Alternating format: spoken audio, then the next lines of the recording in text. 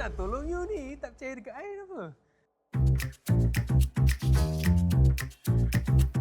Okey, sekarang kita akan main game kedua. Disebabkan I kalah tadi, make sure game ni I menang. Okey? Mana dia kalah?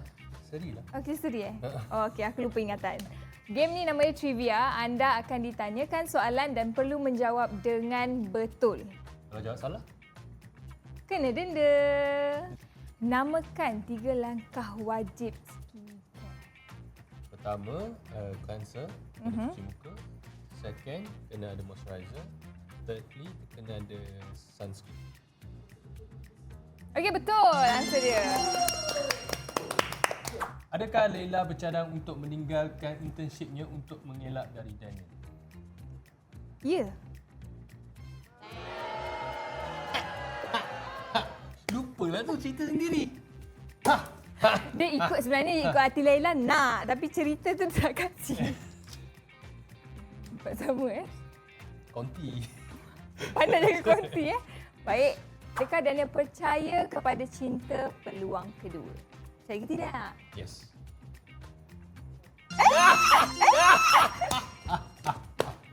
Kenapa? Aku memang gagal part ni. Tapi tak apa. Sangat lagi stiker dia jatuh. Pakai apa untuk bersihkan makeup?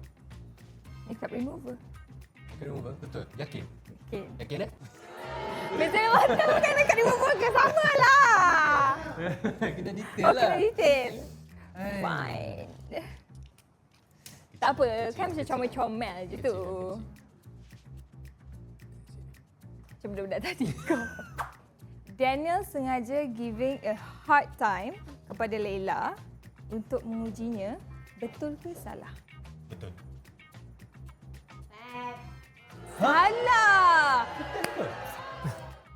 Kata ingat lagi. Kata tak payah jawab. Tapi kena bagi chance kat you lah sebab you dah 2 stiker. Anak juga ada stiker kat muka. Macam comel lah. Masalah utama antara Leila dan Daniel bukanlah dari kisah silam tetapi disebabkan ego. Betul atau salah? Kisah silam bukan sebab ego. Leila, masuk Leila. Masuk.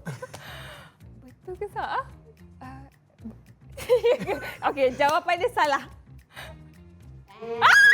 I nak tolong you ni. Tak percaya dekat I apa? Kan you rasa semua lelaki tak boleh percaya kan? Redo.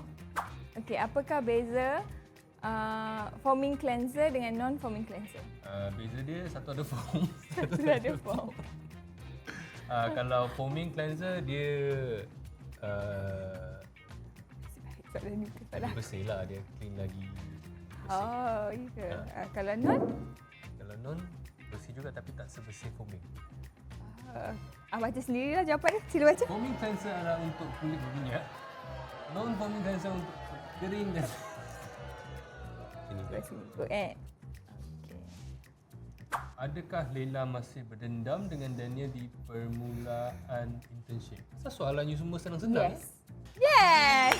For the first time, guys! For the first time! Daniel sebenarnya tidak pernah membenci Leila di waktu persekolahan mereka. Betul atau tidak? Salah. Tidak pernah. Tak pernah benci? Tak pernah benci lah. I yang benci you waktu zaman sekolah. Okey. Kan yang last tu I... Tak payah. Okey. Apa nanti korang tengok cerita tu. Korang tengok ni game ni. Tengok siapa betul siapa salah. Dalam perhubungan, adakah watak Leila lebih prefer to chase or being chased? Ambil kau. Being chased kot. Being chased? Terima kasih semua. Terima kasih. Seri kan? Kita menang? Ya Allah, ya Tuhanku.